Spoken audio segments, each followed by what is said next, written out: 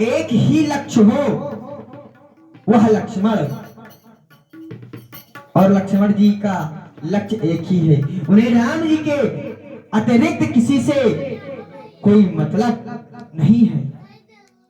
शास्त्र कहता है मातृ देवो भव, पितृ देवो भव, आचार्य देवो भव।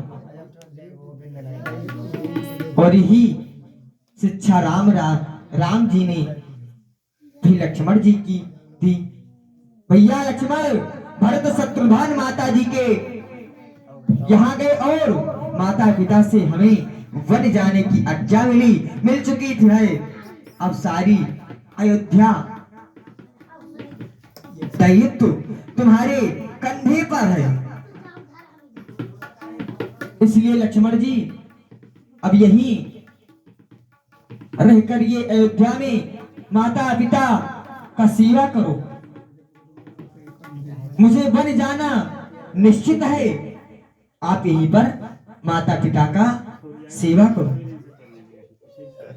इस पर लक्ष्मण जी ने कहा तो सीधा जवाब दिया, मुझे किसी की कोई मतलब नहीं। गुरु पितु मात न जानो काहू, कहां स्वभाव नाथ पत जा।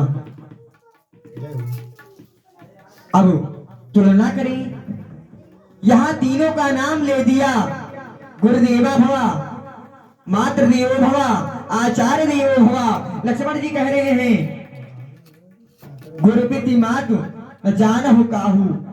राम जी बोले ये तुम बोल रहे हो, अरे भाई जब माता पिता गुरु को नहीं मानते तो फिर संसार में किसी को नहीं मानते हो तुम। लक्ष्मण जी बोले संसार के जितने भी नाते हैं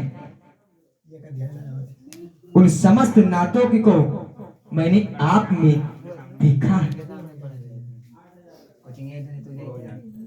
किसी को मैं जानता नहीं हूं। भगवान बोले तुम सही कह रहे हो, क्योंकि रोज सभी लोग मुझे प्रणाम करते हैं। समय यही कहता है त्वमेव माता च पिता त्वमेव। पर वे केवल कहते हैं, करते हैं, कहते हैं कि तुम कहीं से केवल वाणी से कह रहा हूं या हृदय कह रहा है, ये मुझसे ज्यादा आप समझ सकते हो। आप तो सबके अंतर्यामी हैं हो, भीतर ही छिपे बैठे हो। आप ही भीतर झांक रहे हो। जरा देखिए कहां से आ रहा है। लक्ष्मण जी आज्ञा लेकर के चलो देखते हैं हमारे साथ। ऐसे ही लक्ष्य जब हमारे जीवन में सदृढ़ जो जाए, भगवान ही हमारे सर्वस्व जीवन धन बन जाए, तो समझ लो कि हमारे जीवन में श्री लखन लाल जी प्रकट हो गए। लक्ष्मण जी अकेले थोड़ा ही आएंगे, उनकी शक्ति उर्मिला देवी प्रकट होगी। अर्थात जब लक्ष्य लक्ष्मण जी की तरह सुदृढ़ हो जाएगी, निश्चित एक ही हो जाएगी, हमारे हृदय में प्रभु से मुलाकात हो जाएगी। अरे देखो मारी गुब्बारा उत्कंठा का होना प्रारंभ हो गया, हो जाएगा। यही समझ लो कि उर्मिला प्रकट हो गई। उर्मिला प्रभु मिलते हैं। देखो गजानन खजानन सबे बैठे थे कि उखंडा का उदास होना ही अमृत है। जय सीताराम। भरत चरित्र कहो नेको तुलसी, जो सादर सुनहि सिया राम पद प्रेम आशीष होए भवरस विपति।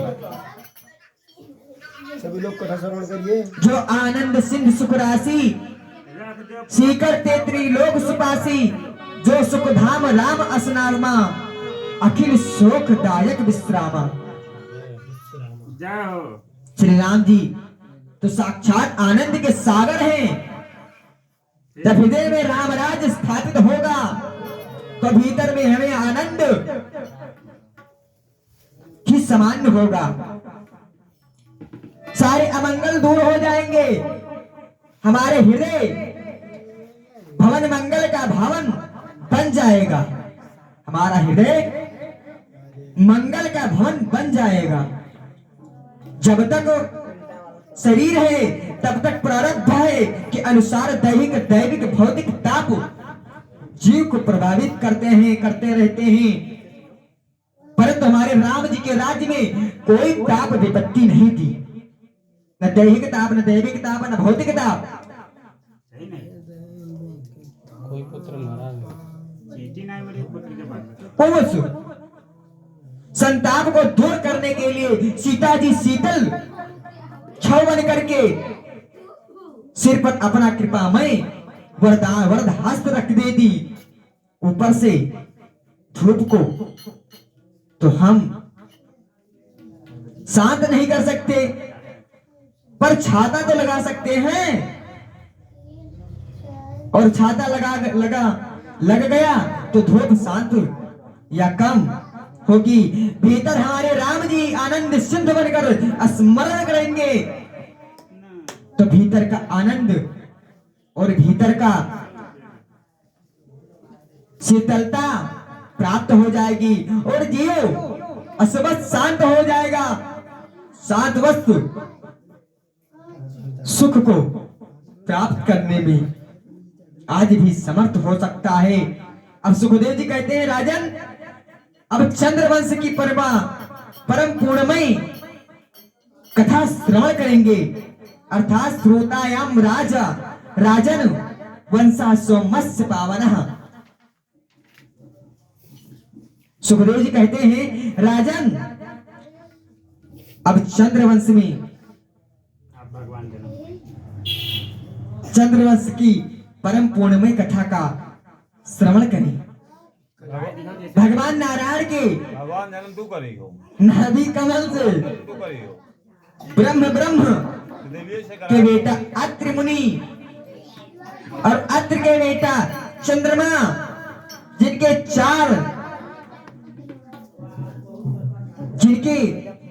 चला चंद्रवंश,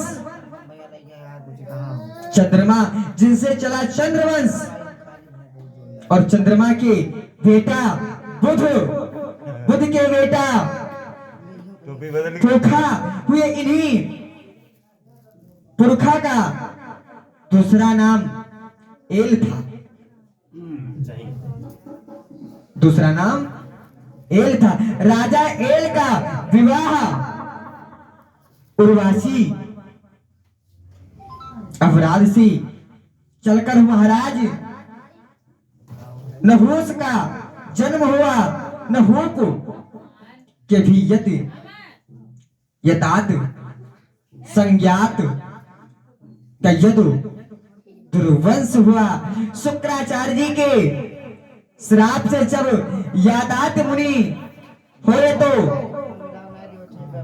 वृंदावनस्य संयोगात, वृंदावस्था पुरुषों ने अपने ऊपर धारण कर लिया। वृद्धा अवस्था अपने ऊपर धारण कर लिया। अपनी युवा अनुकंपा व श्राप से को प्रदान करते हुए इसलिए यातीत से परू हो चक्रवर्ती सम्राट घोषित किया गया। बड़े पुत्रों को शापित किया, तुम्हारे वंश में कोई चक्रवर्ती नहीं होगा। सुखदेव जी कहते हैं, परीक्षित पूर्ववंश में ही राजा दृष्टांत का जन्म हुआ। इससे बड़ा प्रतापी पुत्र भरत हुए, जो बचपन से ही सिंहों का क्रीड़ा करते रहते थे। इसी प्रतापी वंश में राजा रंतिदेव हुए, जिन्होंने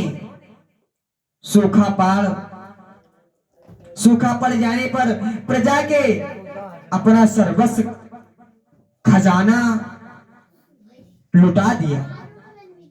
हिलो भैया उस चास से दिन तक स्वयं सूखे बैठे रहे। उनसे चला यदुवंश।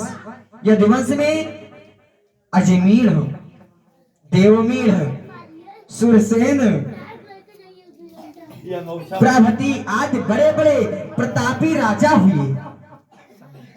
महाराज सुरसेन के बेटा हुए अनक, तुंथी, इन्हीं का नाम वासुदेव है। वासुदेव 7 पलियां थी। उसकी 7 पत्नी देवकी के गर्भ में 8 संतान हुए। परीक्षित ने तुरंत प्रश्न किया। परीक्षित जी ने तुरंत प्रश्न किया, मुझे सूर्यवंश का वंशावली